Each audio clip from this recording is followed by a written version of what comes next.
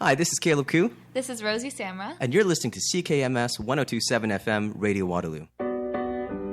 PFLAG Canada is there when it seems no one else is. Are you struggling with an LGBT issue? Every day, PFLAG Canada volunteers are contacted by frightened kids and by angry, fearful, or ashamed parents. PFLAG is Canada's only national organization that helps all Canadians who are struggling with issues of sexual orientation and gender identity. PFLAG Canada supports, educates, and provides resources 24/7. Visit pflagcanada.ca.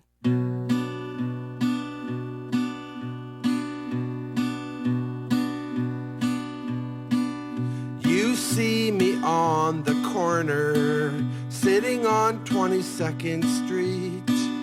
Do you have a couple quarters? It'll make you feel so complete.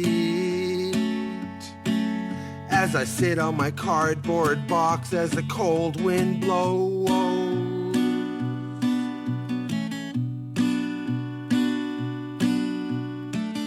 I keep on hearing voices, they're yapping all day long. I wish they'd stop and listen and just sing my favorite songs. Some good old-fashioned powwow Indian songs.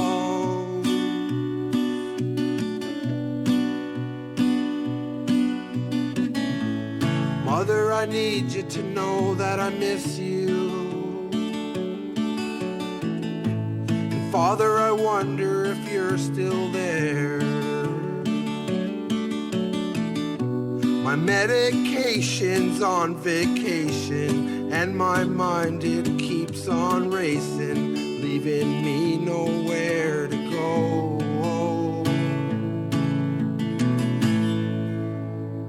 I need my Indian song.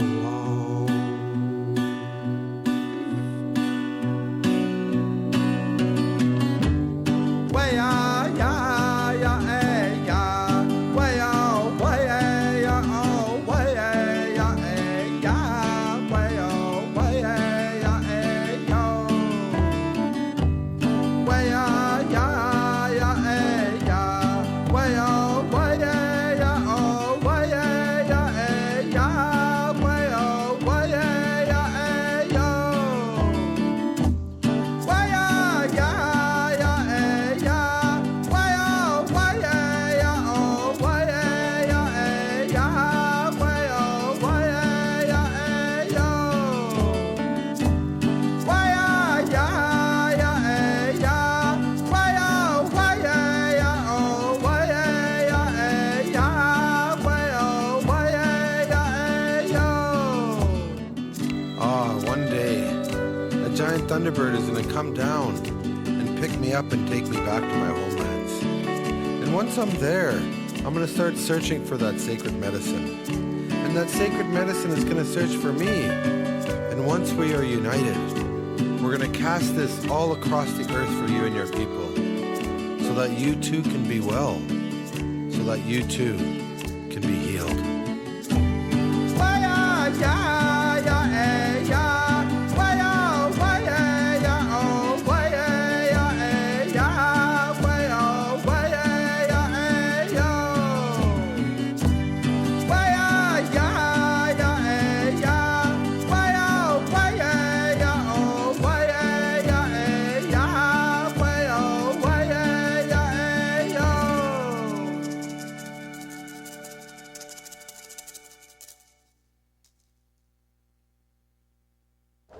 Hello, you are listening to CKMS 102.7 FM radio, and that was the Indian song by Isaac Murdoch. We are Two White Feather, Lori Gentle Eagle, Cedar Bear, the amazing support pup, and we cannot forget, today we have Arrow, Rogue, and Rufus. There's Rogie. This is the Red Road Journey, where we aim to amplify Indigenous voices to heal ourselves, our relatives, our communities, our planet, and we cannot forget the spirits of the animals. We are broadcasting you from the traditional territories of the neutral Anishinaabe and Haudenosaunee peoples.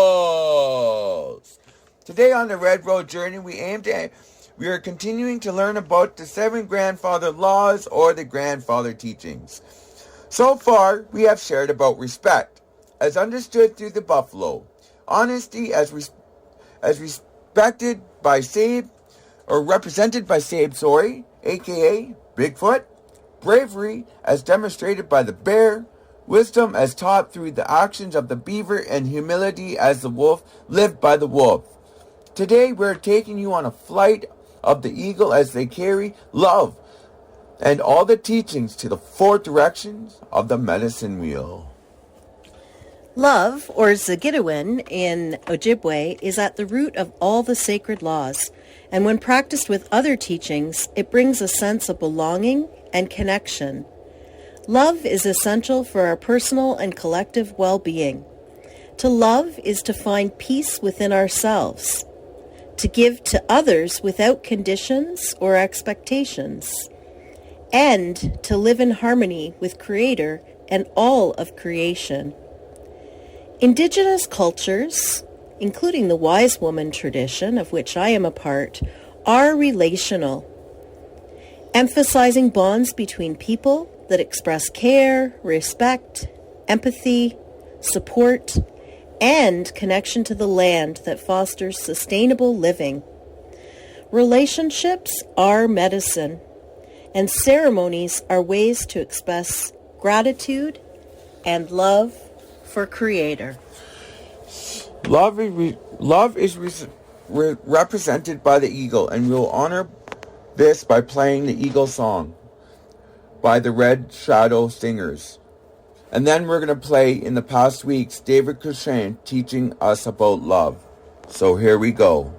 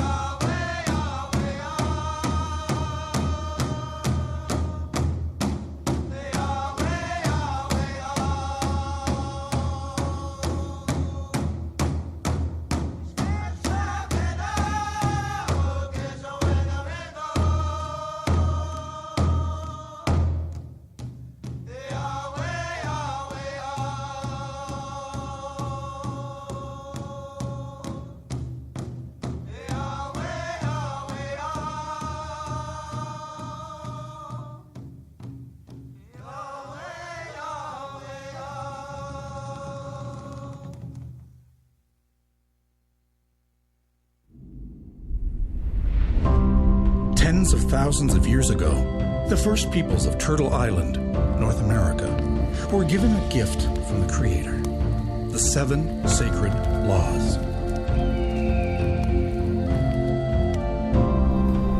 Elders continue to share these teachings in their sacred lodges today. You see, the young boy was given a very special gift, an important message of respect. We need to remember the spirit of respect is shown to all life because we are all related. The animals, the water, and the land, which is our source of life. As the young boy reflected on the law of respect, a loud screech from above startled him. The boy jumped up and looked to the sky. A huge gust of wind blew him to the ground. He looked up to see something incredible. An enormous eagle stood over him. My boy, I am here to bring you the law of love. Unconditional love is expressed in your action of kindness. Love the land, for the land provides everything we need in order to survive. Love yourself, for it is only when you love yourself that you can truly love someone else. Love all life on earth. Love the Great Spirit. Megasi, Grandfather Eagle is a symbol of love. He flies the highest to receive love from the Great Spirit, then drops it on the people. Grandfather Eagle brushed the boy with his wing. The bird's touch filled the boy with an overwhelming sense of love and kindness, and he began to cry with happiness. The eagle wrapped the boy in his wings, comforting him before flying up to the sky. He wiped away his tears as the eagle flew off and then returned to his fire.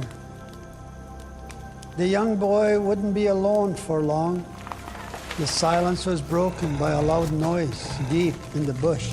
Something was moving towards him, but this time the boy was no longer fearful.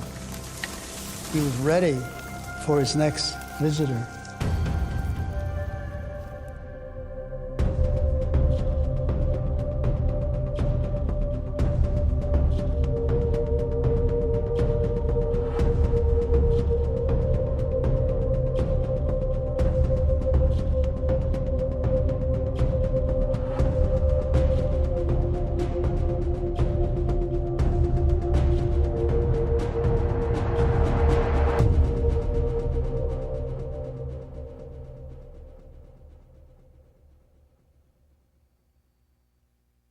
Recently, we had the honor of connecting with the grandmother, who radiates love and wraps the community in a blanket of kindness. She is a very loving and caring grandmother. Here is Nokomis Corrine sharing about her journey of coming to understanding love by learning how to live in her spirit and not her own mind. She has some really great wisdom and a lot of great things to say. Now, there's a few times that I started crying, and you might hear me in my voice that I might, but it really hit me, and I think it's going to hit you guys too. So here is Nokomis Corrine. Here she is. So we have a very special guest here today, and today we're talking about love for one of the 7 grandfather teachings, and we thought this guest would be really good at talking about love because she's just full of it, and she's just amazing person. But let's go to her so that she can introduce herself, and so thank you. Thank you very much, Isaac and Lori, for doing this. It's very important to our communities and to people around the world, the work that you're doing to help us. I'll include myself in there, part of my healing. My name is Dawabankwe Nanokwe, and I am Inuit, Mi'kmaq, Cree, and Scottish. And my government name, I guess you could call it, is Corinne. The people in my community know me by that name. I don't usually use my spirit name. Today is a very special occasion for me. I want to spread love to people in the community, so I'd like to say a prayer first. Creator, I am grateful that I am here alive. I am grateful that the next generations have come. I give thanks for the generations who have come before me, the ones who are walking on Mother Earth now, and the ones yet to come. Please help me, Creator, to continue to speak the truth. Please help me to continue to be humble. Please help me to tell what it is that I really feel in my heart and in my spirit, and not what's in my mind. Jimmy Gwitch. Jimmy Gwitch. Jimmy Gwitch. Jimmy Gwitch. Hi. So I'm going to talk about a little bit of things. Love. I have to thank Jean Becker, who is an elder from our community here, who, without her, I believe I would not be where I am today in my walk in life. And also for Klaus, who was the fire keeper of the lodges that I went to for many, many years. They're still in my life. I still respect them. I still love them. I still, have contact with them. And without them, without their love, because people who don't know Jeannie would not know this, but Elder Jean is full of love. She is a mother, a sister, a grandmother, an auntie to so many people. I have never, ever heard her say a bad word or a negative sentence towards anybody. And she is my mentor. She is like a holy person to me. So without her, I wouldn't have this and what I have today, the maturity, the healing that I went through. I wouldn't even be able to talk because I was a crazy mess. And I had to do that healing. And in that lodge, those lodges were safe. And the people who came there were safe, mostly women, because it was lodges that we had for the moon ceremony, moon time. Right. And we had, men who were fire keepers, and Pete, who came to our lodge. He's passed on now to the spirit world. But I first wanted to thank her for everything that she's done for me. And a lot of people from the community also, it was Lori Miner. We went to Thunder Mountain. Lori Miner and a bunch of us. I mean, Heather from Cambridge. And when I went to Thunder Mountain for a week, and I met Isaac Murdoch. If you guys don't know who Isaac Murdoch is, please get on Facebook or YouTube and find out. He's another sacred being who has been given to us. I met his dad, Isaac Day. And up on Thunder Mountain, when the time was done there, I didn't want to come home. That was my place I wanted to live for the rest of my life. And I had a lot of visions there. I got my family colors and my personal colors. So those two things, Jean and Klaus and Isaac Day and now Isaac Murdoch, have really changed my life. And I love change. I know it's hard. Sometimes change is hard. And part of that change happened where I had to forgive. And I really appreciated that. And how Jean taught me how to love was part of that forgiveness. Forgiving myself first. And then that brought me closer to the Creator. Because I thought in my stinking thinking, it's staying in my mind, she explained to me when in my mind, it's like, I want. But when I'm living in my spirit is what I need. I need food. I need water. I need to take care of myself. I need prayer. prayers, to do prayers, to be around sacred people. And I was living in my mind, so I thought that the harm that had happened to me was from my higher power, from the Creator, from the Great Spirit. And it was not. But I only healed from that once I started loving myself. And she gave me the tools to love myself. Just even bathing, combing my hair, using bear grease, doing my prayers, smudging, drinking water, going to moon ceremonies, whatever it is that I had to do, the tools that she gave me, I took that seriously because I wanted it. I wanted to change. I didn't want to be depressed anymore. I was depressed from before the age of 5. I remember that, being very sad. So I was sad for many years in my life.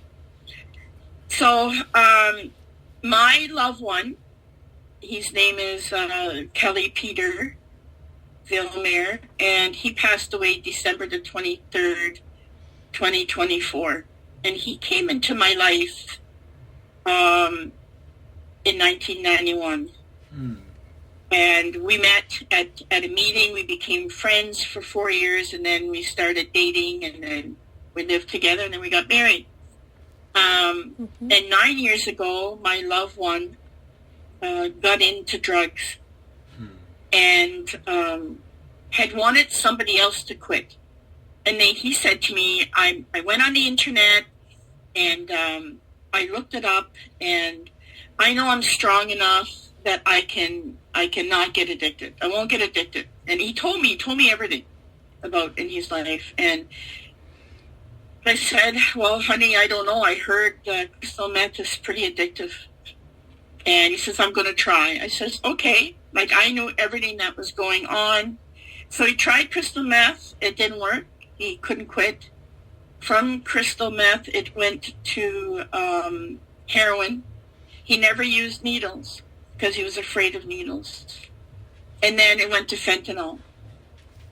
And my husband, I have to tell you a little bit about him before he passed on.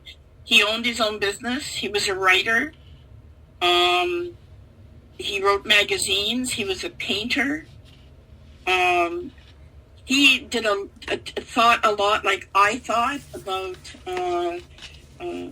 things that happened in the world. He was a lot about peace.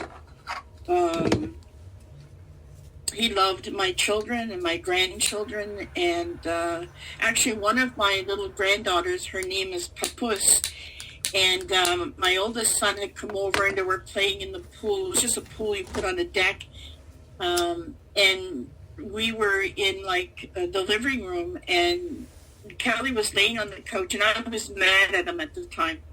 Was laying on the couch, and she looked in his eyes and she said, Papa, you have flowers in your eyes. She would call him Papa. Mm-hmm. When if a child can say that to her own grandfather, what am I doing? Mm-hmm. So I've had other things in my life to help me forgive and bring that love back.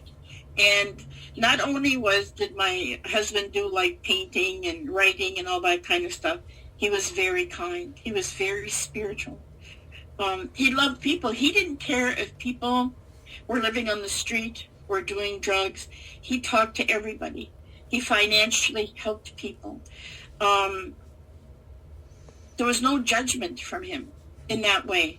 He was in both worlds. But at the beginnings of that, I could not understand why he couldn't stop, because I did not have the problem myself. So, I was angry. And, he would go out and do stuff and not come home and ended up in jail. Because he stole my car and I had to charge him, and it was one of the hardest things I'd ever do in my life. And he got PTSD from that. And, so love unconditionally is without thinking of this person is using drugs, or this person is drinking, or this person is gambling, or whatever it is that they're doing. is just to love them as a child of the Great Spirit. And it's easier said than done. And I had to go through that myself.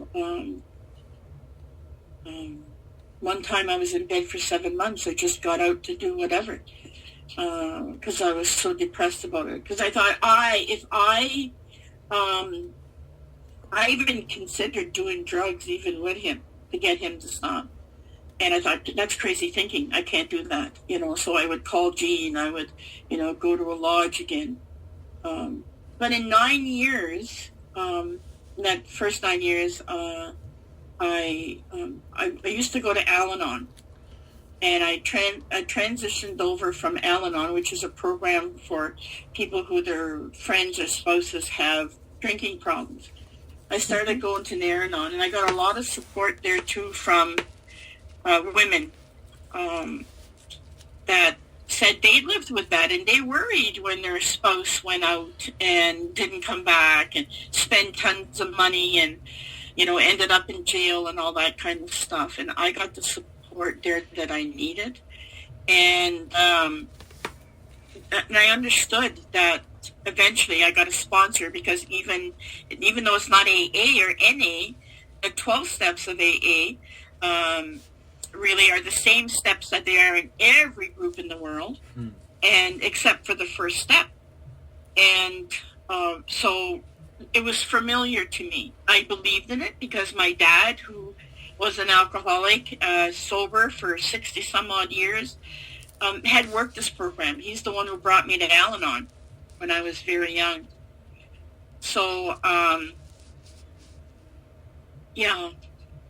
I want to read something, part of what it's called a little blue book. I don't know why they have it named it something else, from there and on. And it really hit home with me, and it really helped me. And I want to let people know, it's on page, I think, 6, on page 6 in this little book. And it says about addiction. We have learned that addiction is an illness. It is a physical, mental, and spiritual disease that affects every area of life. It can be arrested, but never cured. We have found that compulsive use of drugs does not indicate a lack of affection for the family. It is not a matter of love, but of illness. The addict's inability to control their use of drugs is the symptom of the disease of addiction. Even when they know what will happen when they take their first drink, pill, or fix, they will do so. This is the insanity we speak of in regards to this disease. Only complete absence from the use of drugs including alcohol, can arrest this disease. No one can prevent the addict's use of drugs.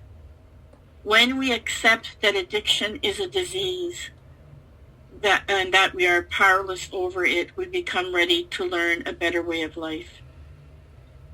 And when I read that, it was like a punch in the face, a light bulb, or whatever. Mm-hmm. I was blaming my loved one for doing these drugs. Meanwhile, with all the experience of AA and NA and the people in the program, they watched this, and I seen this. My husband would call me up and he said, "Honey, I'm white-knuckling it home.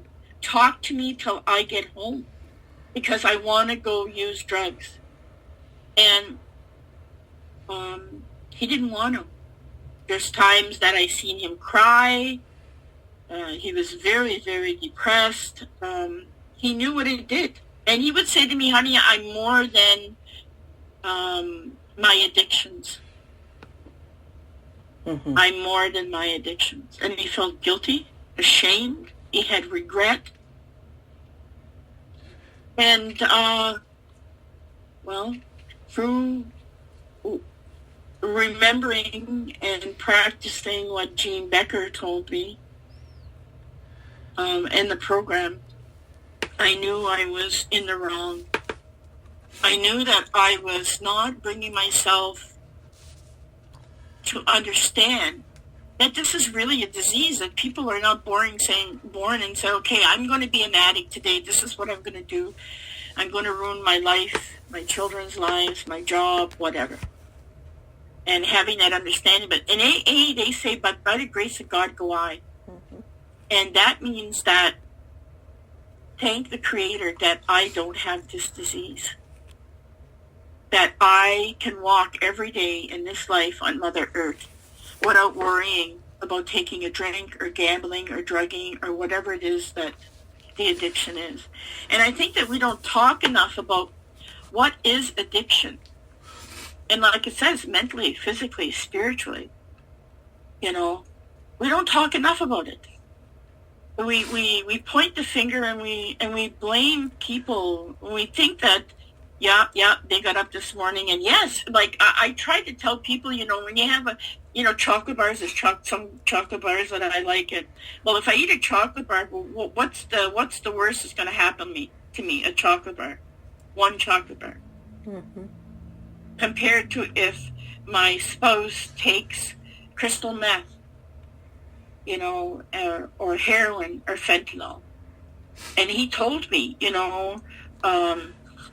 that he would take a puff of fentanyl and down he would go. And he overdosed 7 times, like really bad, and had to go to the hospital, was incubated, and took a stroke from it, and took strokes. And part of his passing was that his heart was only in the teens, and it had killed his brain. And my husband was a genius. He was a genius and a giant. That's how I see him, anyway. And it reduced his brain to when I had gone to the long-term care facility. He was a singer, like a musician.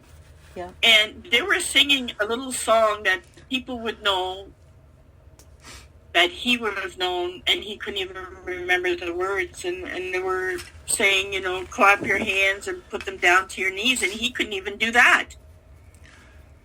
And so I seen him from the genius that he was to slowly getting worse and worse and worse. And, yeah. So, it was tough.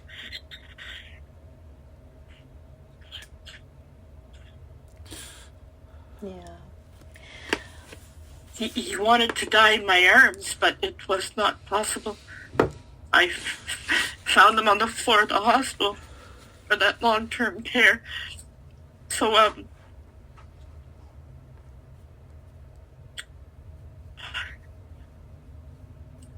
love. I have met love once.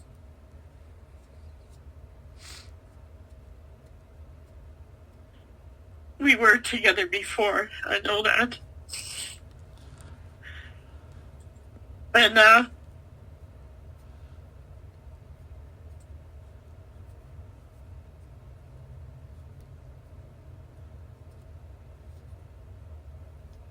love is not money or sex or clothing or things you buy. It's not material. It's spiritual. Mm-hmm. And my husband gave me lots of love spiritually. He brought me to the first powwow in Eel River Bar in New Brunswick, where I received many sacred gifts. And he allowed me to grow spiritually. I used to be religious because I thought that was the way, because that's how it had affected my family from, the missionaries and the Catholic Church, and but that's not love, because the Creator does not judge. The Creator is full of love. And I was very fortunate to meet a man full of love that helped me grow and accepted me. And, didn't judge my family on what had happened. And brought me to powwows, surprised me and my son. And we would travel all over Ontario. I would, sit with him in the back of the car because he had to do research and stuff. And he says, honey, we've been together longer than anybody else. But he said, I mean, how many people, would be together every day, for many, many hours in a vehicle? Yeah, I have no doubt that, he loved me very much, and I'm very grateful for that. And, but getting back to, loving myself in order for me to see love in somebody else and have forgiveness, I had to totally give my life over to the Creator. And get rid of that ego. I used to know, oh my God, Jean knows. I used to say, I know. Jean would say, no, you don't know. And she was so right. But, I was stubborn. And I pretty much, brought myself up. I'd gone into foster care and all that stuff, whatever, and I brought myself up because there was no one else for me. So I'd say, I know. And she is so right, because I don't know. And I had to give my life over to the Creator and have a sincere love for the Creator and to believe. So I started that. I started, getting up in the morning, and before I even put my feet on the floor, giving thanks for my life and for the Creator. And so I would pray, many times a day. And I when I eat, I say, thank you, Creator, for this food that you're feeding my body, my mind, and my spirit, or the water that I drink, or, I'm in a wheelchair now, but, as I'm going outside, this time of the year, and that, so grateful that I can see the trees budding. And so I think gratitude has to come with love. Otherwise, I would not be, where I am today. I'm not perfect, and I don't want to be. And I'm still learning things. Sometimes I'll say something that is not very nice. And whoa, that's not very nice to say. And my young son will tell me, why. He asks me why. And makes me think. And of course I miss Jean, and but I seen I had tree ceremonies for my loved one at the hospital.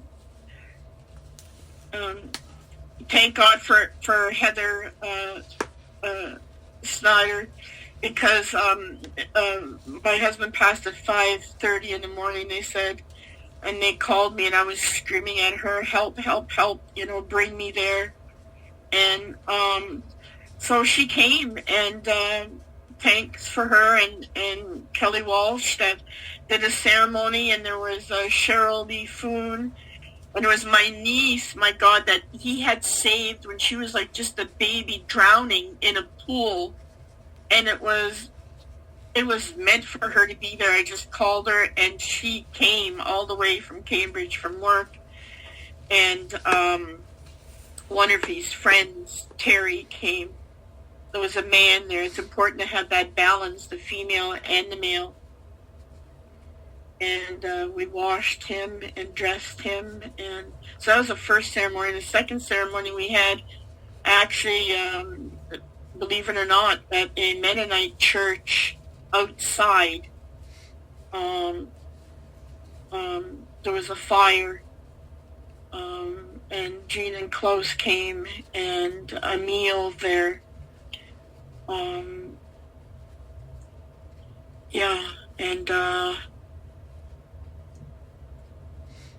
And I would have never thought about going to a church. And that's how much Jean has helped me. Because, I used to hate them. And I used to spit on the grass at a church not that far from here. I had so much hate. And I couldn't really live my life. So, love is not just about loving me or loving my partner, loving my children. It's also loving other people like you guys, people in the community, but also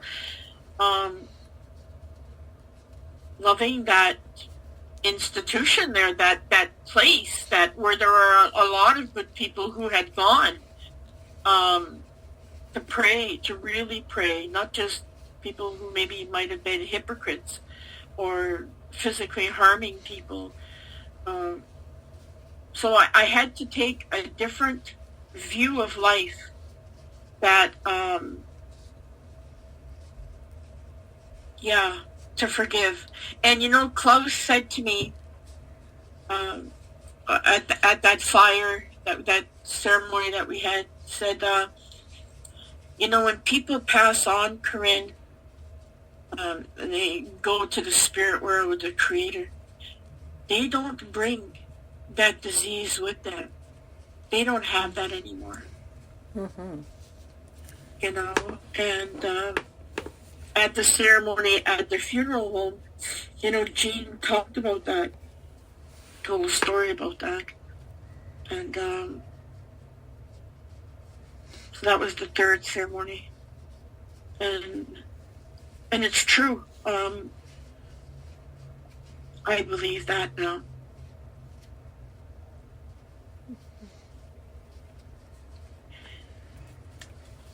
And then the fourth ceremony will be at my son's where I will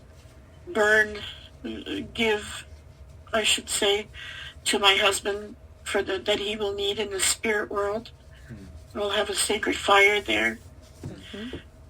And the fifth ceremony will be next year in 2026, July the 4th. I will have a ceremony of life where there might be a few tears, but hopefully not enough. Not a lot, I should say. Where it will be happy. Bring, the foods that he loved, and music, and drumming, and we got married there July the 4th at the pavilion outside. So I got the place rented and everything. So it's, so I'm just now gathering gifts for people, and that's a part of love. My grandparents were very giving people. I learned that from them, that it's important to give, and I never, ever heard them ever ask for anything. Giving is part of love, Also receiving, because I'm a big giver, and Jean, she's taught me so many lessons. Like Kelly helped me to be an artist, like to kind of paint, because he was an artist, and I made some little things on bookmarks, and I remember we were having a thing at the museum, and people were coming, and bookmarks and some earrings, and I think cards that I made. Well, I said to Jean, I can't charge people. I can't. What am I going to do? Because at my home, we traded, milk for eggs. We would get eggs and they would give us milk. And so there wasn't money. I seen quarters and nickels and stuff, but never seen a bill, $1 bill or whatever. Oh, except for one time, John Diefenbaker gave my grandmother $5 to vote for him. I've ever seen a $5 bill. But so I'm used to that. Kelly did the same thing when he worked. If he sold an ad to somebody who couldn't pay the bill for they were say a place where they sold eyeglasses, he would just say to them, well, I need a pair of glasses. They'll do the trade, and that's something that Kelly's dad also did. He's seen that. So that made me very happy. I knew I was with the right person. He was not a person that was very interested in money. Money was like a tool. So, and that's how I am. I'm the same way. But yeah, so anyway, Jean would say, well, it wouldn't be that bad to take, a couple of dollars or, something, she told me I had to make myself understand that I need money, right? Need money to buy this, buy that. But Kelly was, he financially, helped us, in our marriage. So I didn't need anything, right? So why would I? So, I took a couple of things, a couple of dollars maybe. But I gave, when I come home, part of the stuff was gone. I was giving tons of stuff to people. But I felt good about it. I felt very good giving. And I think that's part of love, is part of that giving without expectations, without strings, doing something for people without strings. And he was the same as me. He did something for people, and he never kept the book with, I did this for Lori on this date. And then I could call you up and say, I remember I did that for you. Can you do this for me? There was never any of that. Mm-hmm. And I was the same way, and I loved them very much for that. I honored them very much for that. That was part of my spiritual circle, like a sphere, a ball, where I could put in. It was like a bank where I could put in, because that helped me spiritually. Oh, this person's like that, I like that about that person. I wonder how they got to be like that or whatever, right? Because my story would be different than somebody else. Mm-hmm. So anyway, I come home and, he'd say, how much you make, honey? Oh, I think I made $5, $10. And I wanted to open my own business. And he said to me, honey, you wouldn't make any money. And I said, well, why not? He says, because you give everything away. You wouldn't make any money. Mm-hmm. Yeah. Otherwise, I would have opened the business. But, and when someone gives to me, I don't see it as they're giving me something material. I see that connection, a spiritual connection to me. Because when I give to other people, I pray about it. I smudge it, or it comes right away. All my stuff that I come, even if I go to a secondhand store, I smudge everything first. And I'm very grateful about what I have. And then when somebody comes, I go, oh, here, you can have that. And they're shocked, but it's not a shock. It's if people, it's good to give. And I have lots. I have tons of stuff. And that's what I want to do. And Kelly was very much like that. And he helped with that bank of love. He helped put in there those things. And so I have to look at the positive and not the negative, not in my family or my friends or whatever, because everybody's going through their own journey. Mm-hmm. And we don't get there at the same time. We get there at different times. Mm-hmm. And I wanted to talk about, there's this book.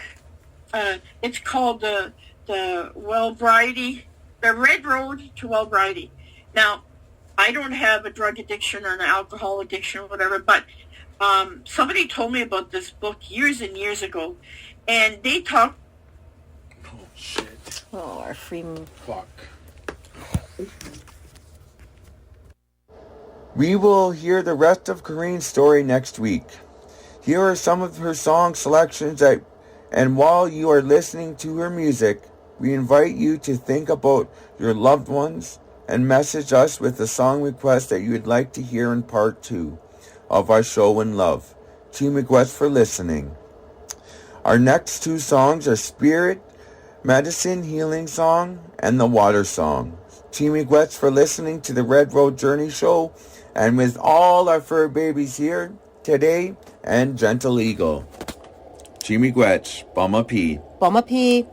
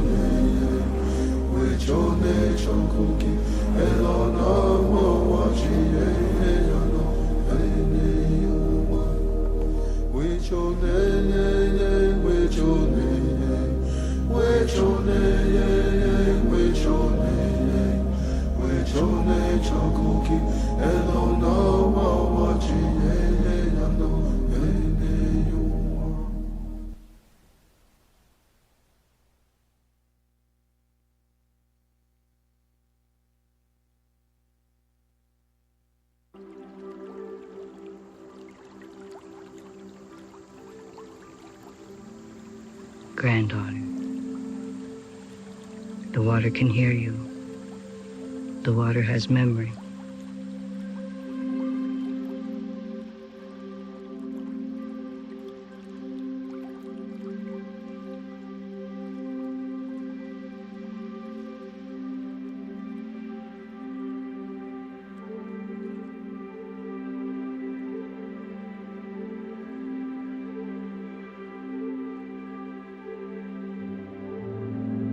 Nibi, Wabo, Endayan,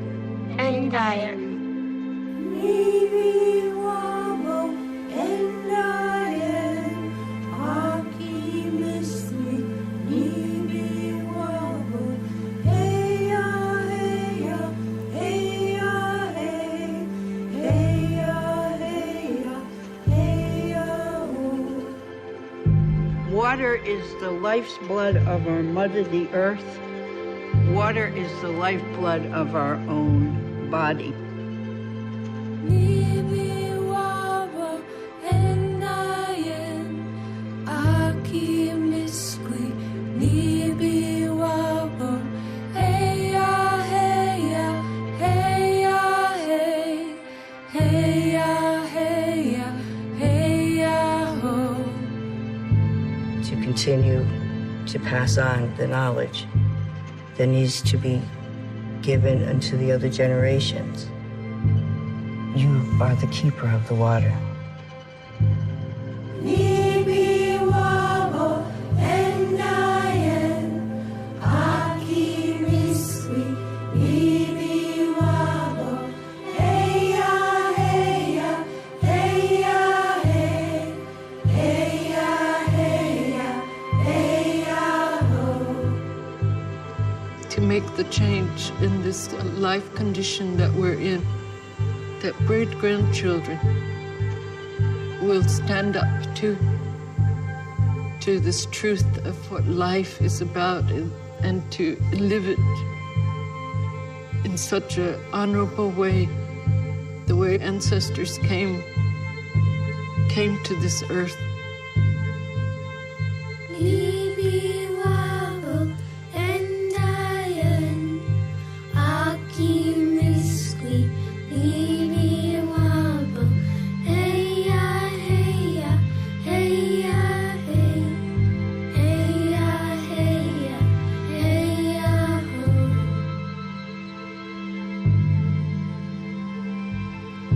Each day when the sun rises, no matter how bad the day before might have been, there's a new chance for your hopes and dreams. And I say, Chimiigwech, thank you for singing the water song. Nibi, Wabo, Endayan, Aki Misri, Nibi, Wabo, Heya, Heya, Heya, Heya, Heya, Heya, Ho.